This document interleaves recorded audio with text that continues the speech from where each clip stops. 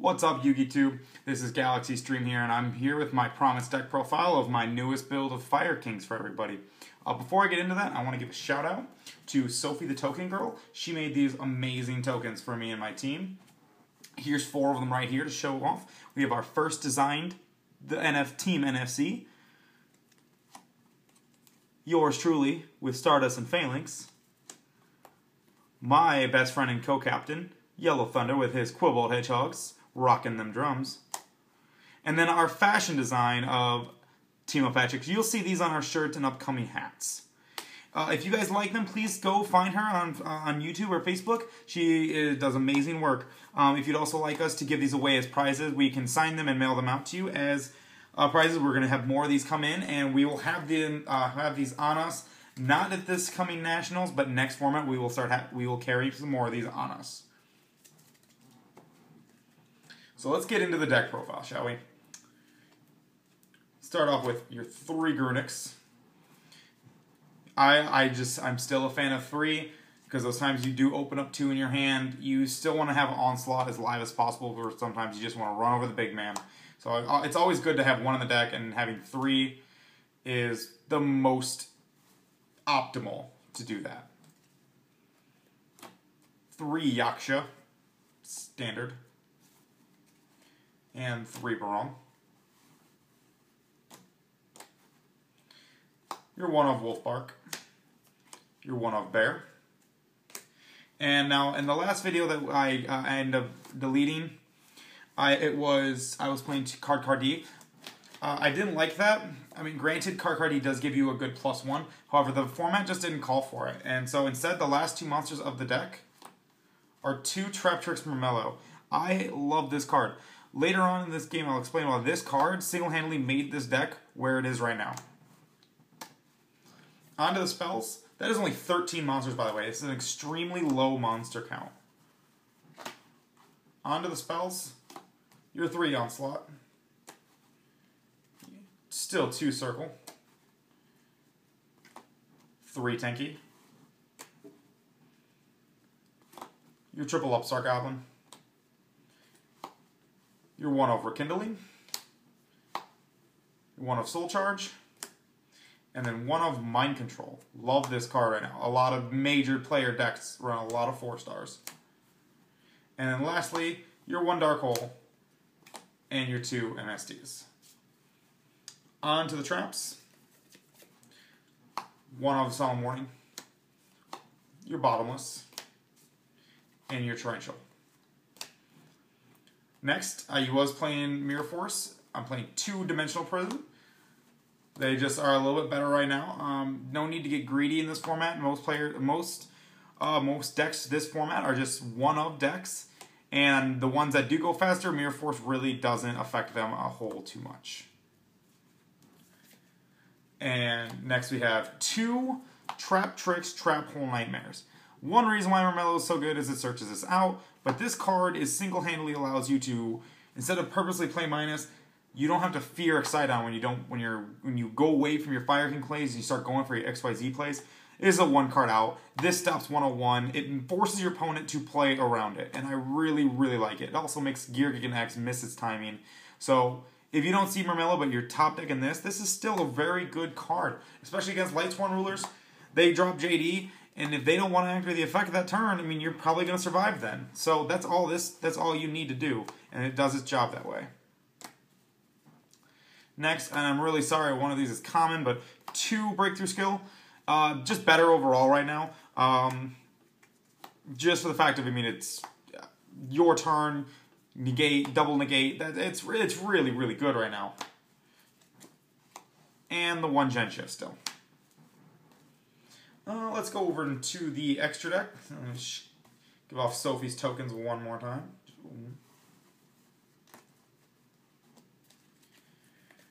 On to the extra deck. We've got 1 Felgrand, 1 Crazy Box,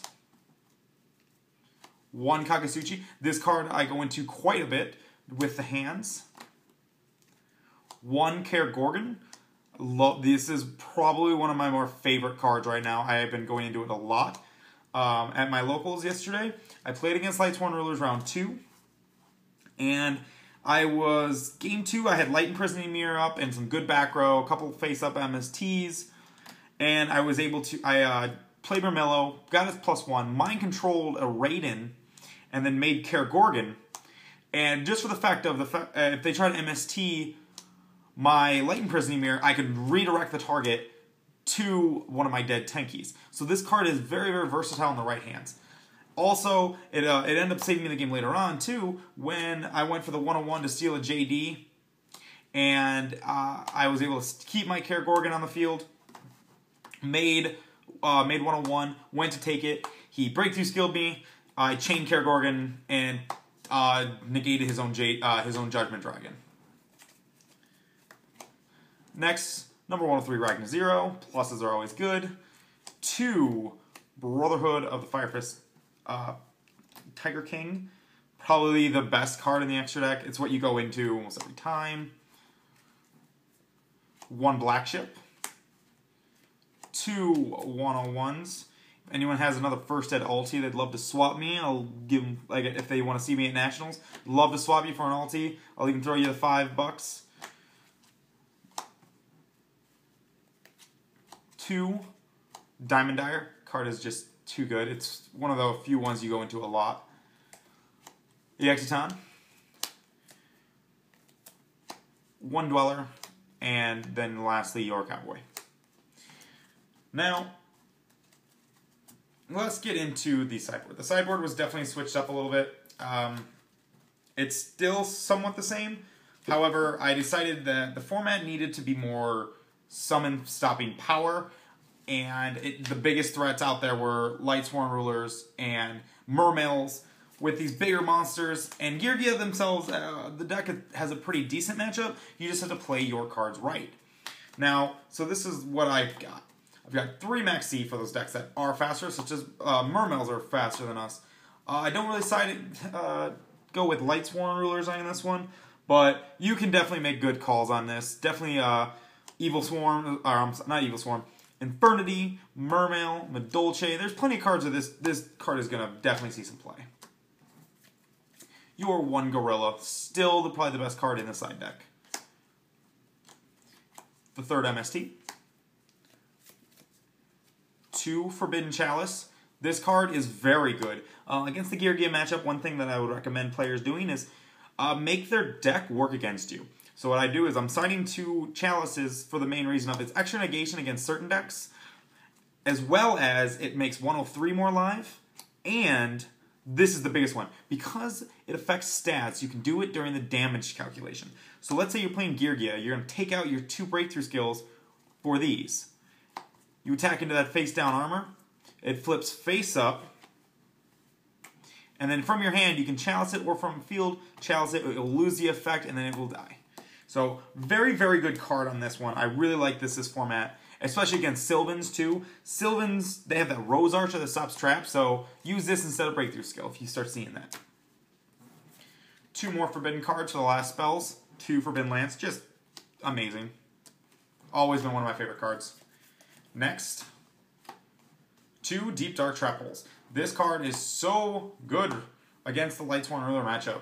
And the fact that it is searchable with Mermello. Mermello is such a crucial part in this deck. Mermello allows you to get +1s and to mitigate those bad, those bad matchups like Lightsworn Rulers. It also against Mermails, Dragon Rulers, Mythic Rulers, you name it. I mean, there's a lot of stuff. It also doesn't destroy. So for those decks that can Synchro and they decide to make Stardust, if you've got this set, it will just banish it instead. So really, really good card, especially even against the Mirror match. Now, I've never seen another Fire King deck that actually plays the Mermello just as the plus engine. I might be wrong, so don't quote me on I'm the only one. However, I will like to say that this card, just against the Mirror match as well, Garunix comes out, it doesn't destroy it, it just banishes it. So, really good card, especially since it's searchable. 2 Light Imprisoning Mirrors, and 2 Vanity's Emptiness to round off the traps. These 4 are also new. I decided not Imperial. Imperial, to me, just is not as powerful as it was in past formats. So I decided that Light Imprisoning Mirror is just a more powerful side deck card against Boojins and Lightsworn Rulers, and it'll affect more. And Vanity's Emptiness, just, I mean, come on.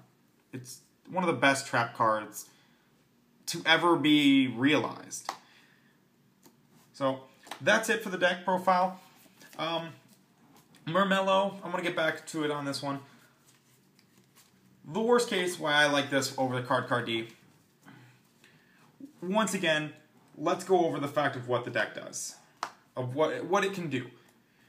When you side in, you've got all of these targets for Mermello. This is including my sideboard.